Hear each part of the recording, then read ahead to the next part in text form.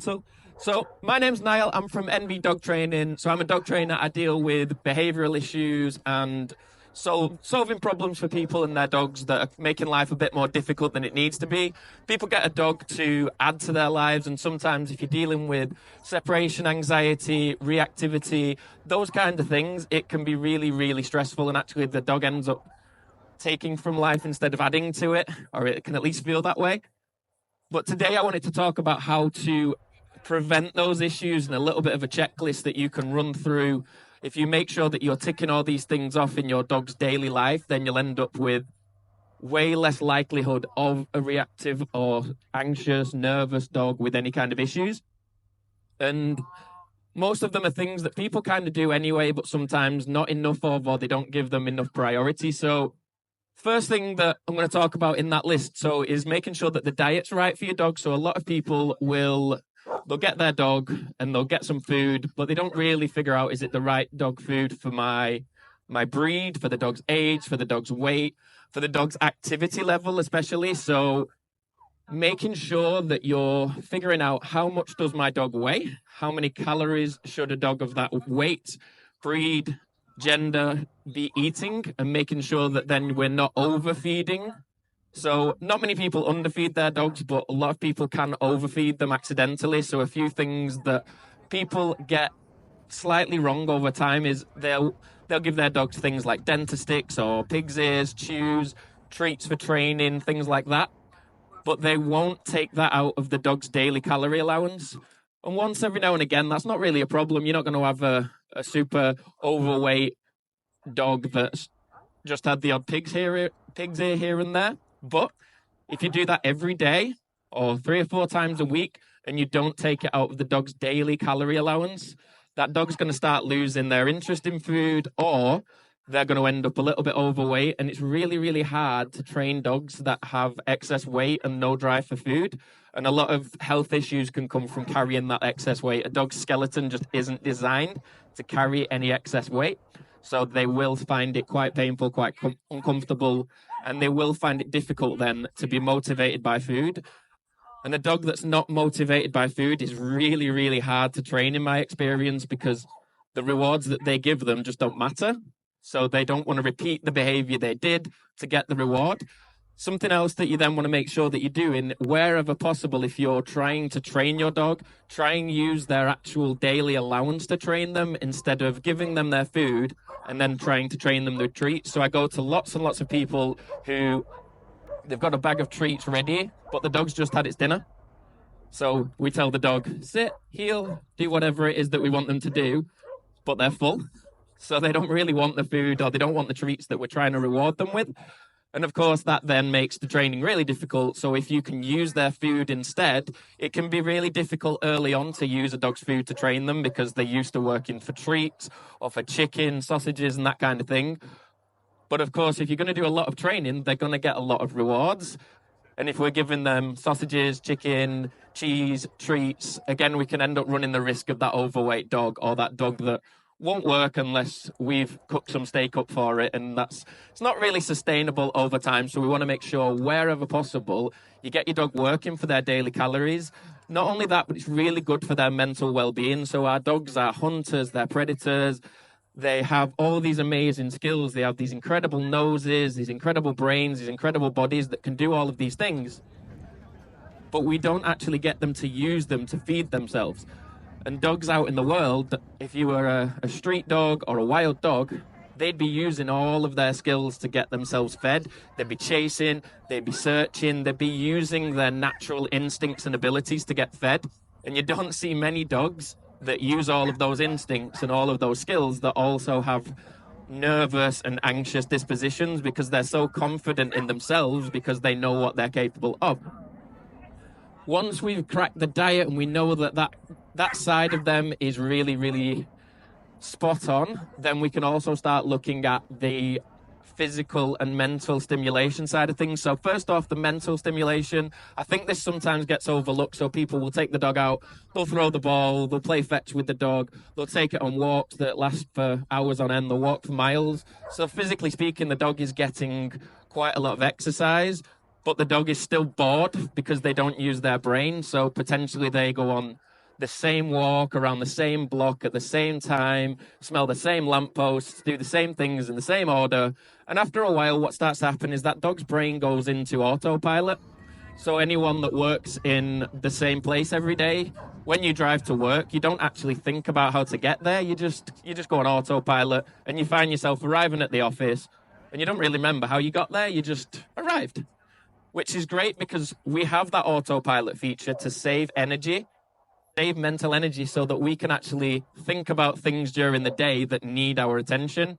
If we had to think about every step involved in making a cup of coffee, making a meal for ourselves, if we had to think about every little step of everything during the day, we'd be exhausted after about half an hour.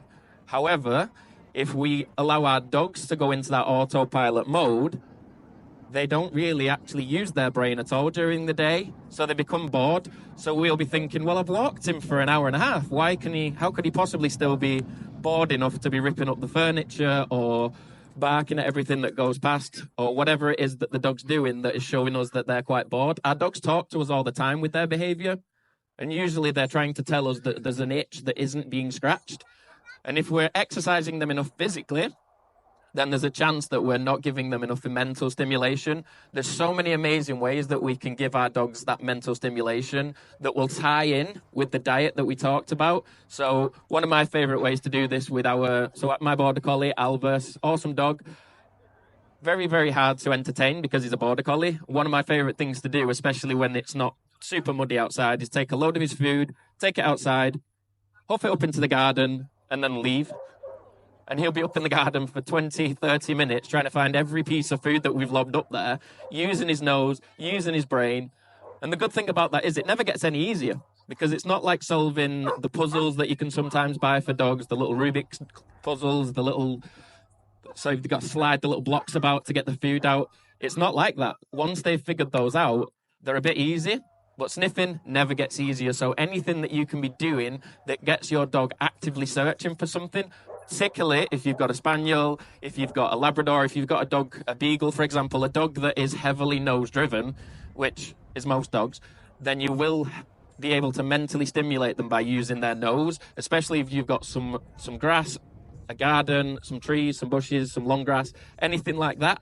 Especially during the nicer weather, you can have free extra mental stimulation for your dog, literally by just taking their food and lobbing it into the garden. But also then we can be training them. So you saw the most talented dogs, Alfie, that we saw doing the spins and all the rest of it. While he was learning that, he was actively using his brain to try and solve the problem that his owner was presenting him with. And I have to assume that after every little training session that they did with him, he was absolutely exhausted and needed to sleep, because he'd used all of the brain power that he had available, needed to go and recover. And while he was asleep, he will have actually done a lot of extra learning. So dogs learn in the moment. So I call it downloading and installing. So they download the information while we're teaching it them, but they install it later while they're asleep. Their brain needs to actually recover and input that information. So if we're making sure that we're giving them enough mental stimulation, we've got their diet right, the next one is that physical exercise that we talked about. So this is something that a lot of people overlook the importance of, especially if we're trying to prevent or resolve behavioural issues. So I go to loads of dogs that, they get the walk, but it's not really scratching the itch. They're doing the mental stimulation and the training, the diet's right. Something that we also want to be doing with our dogs at least once a day, ideally twice a day, is playing with them intensely, whether that's tug, whether that's fetch, whether that's something like a flirt pole or a chaser toy, something that just gets their heart rate through the roof, gets them really out of breath to the point where they're struggling to breathe and they need to go lie on their side and be left alone for 10 minutes while they get the breath back. If we can get them to that state once a day, we'll experience just tons less behavioural issues over time, because there's different kinds of energy that live inside of a dog, and a lot of it, what are you barking at? A lot of that energy comes out through the mental stimulation. A lot of it comes out through walking, but some of it needs to be burnt off intensely, quickly. So whether it's tug, whether it's chasing, whether it's fetch, whatever it is that you need to do with your dog to get them flat out of breath at least once a day, you'll find that their brain is much easier to work with. So a story I always tell, so before I was a dog trainer, I used to work in early help social work. And a big part of the job was getting diagnosis for children with ADHD, autism, and that kind of thing. And I remember this story, and it always kind of gets me a little bit emotional to talk about. There's a young lad, his name was Jack, and we knew he had ADHD. But if anyone's ever had any dealings with this kind of thing, it takes forever to get a diagnosis and to get medications and get the right support. We finally got him diagnosed. He got on his medication, and he started the medication during half term. And on the Monday back at school, the first day back, I was actually at his house with his mum when he came back from school. And Jack comes through the door and he looks at his mum and he just breaks down into floods of tears. And we're like, God, Jack, what's up? And he runs over and he hugs his mum and she's looking really concerned, like, what's wrong? What's wrong, Jack? And he sits up and he goes, nothing, mum. I could actually do the work at school. I could actually think straight. And it turns out Jack was really clever, but he'd been acting up at school because he was struggling to focus because he had ADHD. Now, the medication was what straightened his brain out, but I always equate a dog that has too much physical, intense energy that needs burning out. I always equate them to a person or a child with ADHD in that the thoughts are all there and the cognitive ability is there, but the wires are all jumbled up. So what Jack told us, he said, in my brain, it felt like all the wires were crossed. And once I went into the lesson and he had the medication that he required, he said it felt like all the wires had been straightened out and I could actually connect my thoughts. And the good thing about that is once he's got his brain straightened out, he learns whatever he learns in that lesson. So let's say it was Henry VIII. He learns who Henry VIII is and how many wives he had and how they all died and all the rest of it. He learns that stuff. Even if you take Jack off his medication, he still knows that stuff. So if you're going to train your dog to do new things, or you're trying to combat a behavioural issue, or whatever it is, in the hour or so before it, we want to straighten the wires out in our dog's brain. So we want to make sure that we've just burnt off all the most intense energy that they're sitting on. And then they should find it easier to use their mental energy because the wires are all straightened out. And later down the line, even if we can't get them the exercise they need, they still know the things that we taught them when their brain was in the right state. So if we make sure that we're physically, mentally tiring our dogs out, and we're also making sure that they're getting the right amount of food so that they're highly trainable, highly motivated, and are using their senses to get fed, we should see a drastic drop in behavioural issues. The last thing that really gets overlooked as part of this is sleep. So we're going to do all of this physical exercise, all this mental exercise. We're going to do all this training with our dogs. Dogs actually need a lot more sleep than most dogs get. So especially puppies. Puppies can need up to 20 hours a day of sleep, depending on the size of the puppy. And I don't go to many puppies that get that level of sleep. Some of them get 8 hours of sleep a day. And developmentally, it's just not enough. And then when they're fully grown, they didn't develop at the rate they were supposed to. And it's hard to come back from that. But also adult dogs, a lot of them, especially depending on the size, they can still need up to 16 hours a day, some of them, especially your bigger dogs. And a lot of the dogs I go to aren't getting that. They sleep through the night and then they're awake all day and they'll have a cat nap here and a little doze here for a few minutes, but they don't get to the point of restorative sleep. So something that we want to be teaching our dogs, whether it's crate rest, whether it's downtime, whether it's settle training on a bed, whatever it is, we want to make sure that we're putting time in their day for them to get at least an hour or so of sleep so that they get to the most restorative point of sleep. So a 5-minute, 10-minute nap here and there just isn't going to get the amount of recovery and development that we need from it. So we want to be ticking off the diet, physical exercise, mental exercise, but also not neglecting that sleep because so many dogs just don't get the amount of sleep that they actually require to function properly. And it's quite bizarre the amount of dogs I go to that once we start putting in a bit of settle training, so basically we'll get the dog's bed, put it in the room, we'll keep the dog on the lead, just so they can't keep running off and doing stuff. And we'll just keep guiding them back to the bed and rewarding them any time that they sit or lie down on the bed until they kind of just get bored of not being able to run off and do stuff. They lie down and settle, and the owner starts putting that into their daily life over and over and over again.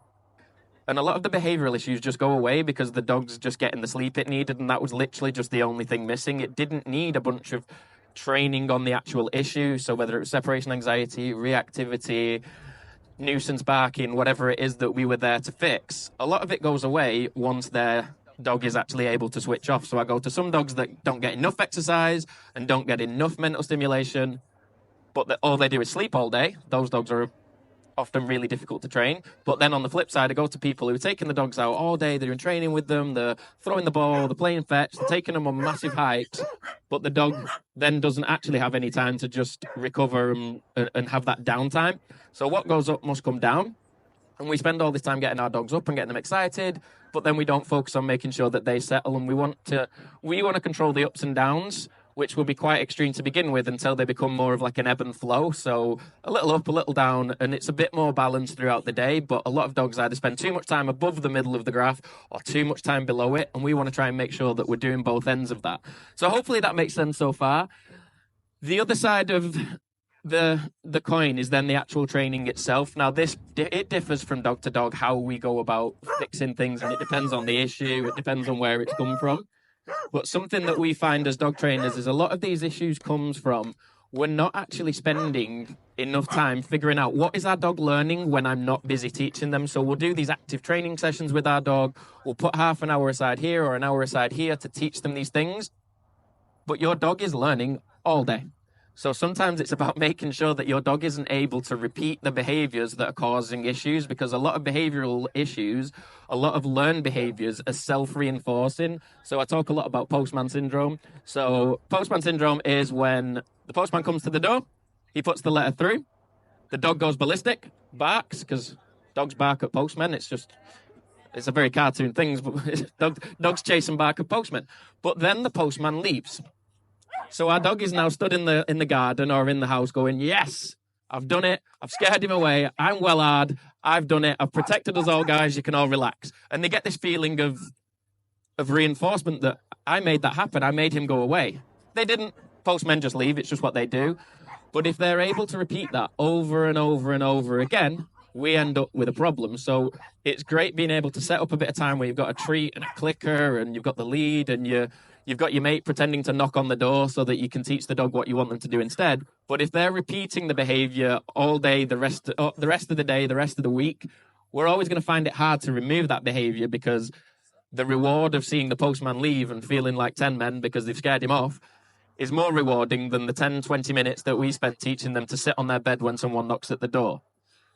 So if we're making sure that we're teaching our dog what we do want, we've got to spend time then figuring out how can I manage their day to make sure that they can actually spend time barking the postman away, whether that's covering the curtains up when we're not there, whether it's having them stay in a different room when we're not able to supervise them, whatever it is we need to do to make sure that our dog doesn't spend time doing the thing that we don't want and successfully enjoying that behavior. Pulling on the lead is a massive one for this.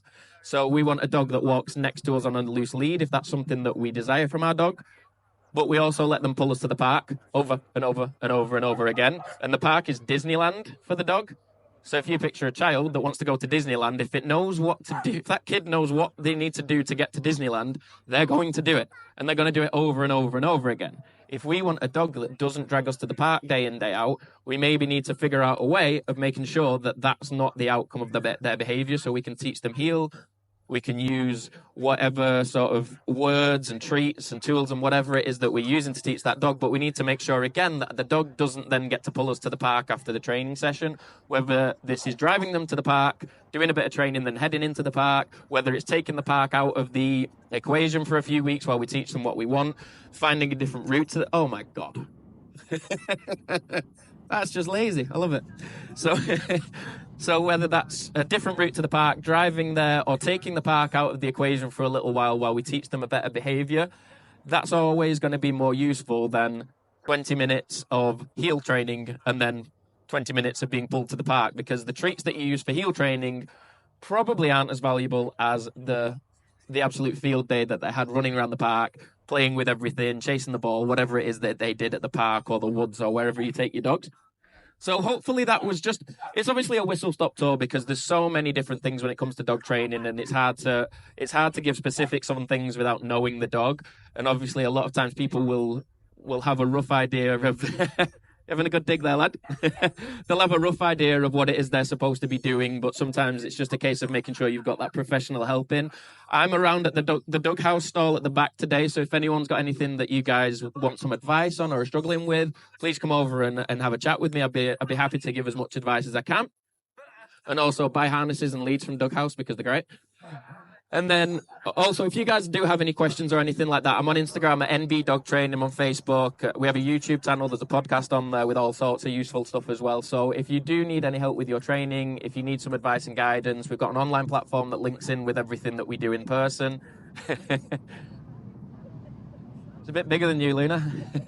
So we've got all of that. We're available on all the platforms: Facebook, TikTok, Instagram, YouTube. We're on all of those. There's a podcast on Spotify and Apple Music as well. So if you search NB Dog Training, you will find us. The logos, the little dog with the red and white writing. So thank you all for listening to me. It was a pleasure speaking to you all, and also a pleasure judging the dog show.